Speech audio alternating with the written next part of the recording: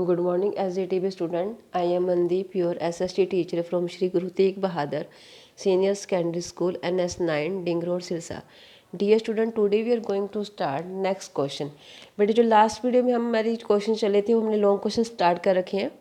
आज हम करेंगे why does the exact balance of power between the centre and the state governments vary from one federation to another explain with 2 examples.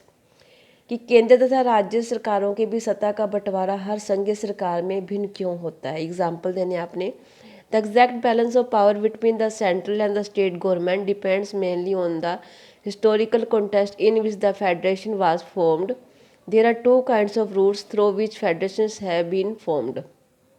कि केंद्र तथा राज्य सरकारों के भी सत्ता का बंटवारा मुख्यतः ऐतिहासिक संदर्भों पर निर्भर करता है जिनमें संघ की स्थापना हुई है. अब संघीय शासन व्यवस्थाएं आमतौर पर 2 तरीके से गठित होती है. फर्स्ट है कमिंग टूगेदर फेडरेशंस, नेक्स्ट है होल्डिंग टूगेदर फेडरेशंस. कि साथ आकर संघ बनाना और साथ लेकर चलने वाला संघ. जो लास्ट क्वेश्चन हमने सेकंड क्वेश्चन किया था उसमें ये बेटे मैंने एक्सप्लेन कर रखा है आपको. Next point out one feature in the practice of federalism in India that is similar to and one features that is different from that of Belgium. कि भारत में संघवाद की क्या कैसी विशेषताएं बताएं जो बेल्जियम के संघवाद से मिलती जुलती हो और कुछ एक ऐसी विशेषता जो अलग हो. अब इसमें one similar feature of federalism between India and Belgium. कि भारत और बेल्जियम के भी संघवाद से मिलती जुलती विशेषता है. India and Belgiums are both holding together federations where the central governments tend to be more powerful ways and the states. अब इसमें क्या है कि भारत और बेल्जियम दोनों सबको साथ लेकर चलने वाला संघ है जहाँ केंद्र सरकारें और राज्य सरकारों से अधिक शक्तिशाली होती हैं. Next one different features of federalism between India and Belgium. भारत और बेल्जियम के भी संघवाद की अलग विशेषता. In Belgium there are 3 kinds of governments, government at the centre, government at the state level and third kind of government is the communist government. कि क्या है बेल्जियम में 3 प्रकार की सरकारें हैं. केंद्र स्तर की सरकार, राज्य स्तर की सरकार और सामुदायिक सरकार. The community government has the power regarding culture, education and language related issues. इसमें क्या है कि सामुदायिक सरकार के पास सांस्कृतिक, शैक्षिक, भाषा संबंधी मामलों की सत्ता होती है.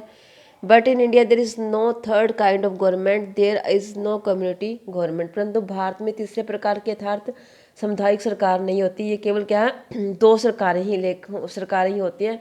पहली सरकार केंद्र की होती है और दूसरी सरकार राज्य स्तर पर होती है. नेक्स्ट है बेटे आपका what is decentralisations, what is the importance और नीड ऑफ डिसेंट्रलाइजेशंस. इसमें क्या है विकेंद्रीकरण क्या है, इसका महत्व बताना है आपने कि महत्व इसकी जरूरत क्या है. When power is taken away from the central and the state governments and given to the local government it is called decentralisations. जब केंद्र और राज्य सरकार से शक्तियां लेकर स्थानीय सरकारों को दी जाती है तो इसे सत्ता का विकेंद्रीकरण कहते हैं. First the basic idea behind decentralisation is that there are a large number of problems and issues which are best settled at the local level. People have a better knowledge of problems in their localities. They also have better ideas on where to spend money and how to manage things more efficiently. विकेंद्रीकरण के पीछे बुनियादी सोच ये है कि अनेक मुद्दे और सामाजिक समस्याओं से निपटारा स्थानीय सरकार पर ही बढ़िया ढंग से हो सकता है. लोगों को अपने इलाके की समस्याओं की बेहतर समझ होती है. लोगों को इस बात की अच्छी तरह से जानकारी होती है कि पैसा कहाँ खर्च किया जाए और चीज़ों का अधिक कुशलता से उपयोग किस तरह किया जा सकता है. नेक्स्ट पॉइंट इसमें आपका है बेटे at the local level it is possible for the people to directly participate in decision making. This helps to include a habit of democratic participation. Basically the local government in the best way to realise one important principle of democracy namely the local self government. कि इसमें क्या होता है कि स्थानीय स्तर पर लोगों का फैसलों में सीधे भागीदार बनना भी संभव हो जाता है. इससे लोकतांत्रिक भागीदारी की क्या आदत पड़ती है.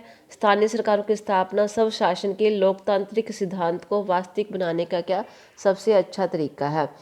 तो ये थे बेटे जो आपके लॉन्ग क्वेश्चन है. 3 लॉन्ग क्वेश्चन जो आपने किए हैं आपने उसको अच्छे से लर्न करना है. थैंक्स बेटे, हैव ए नाइस डे.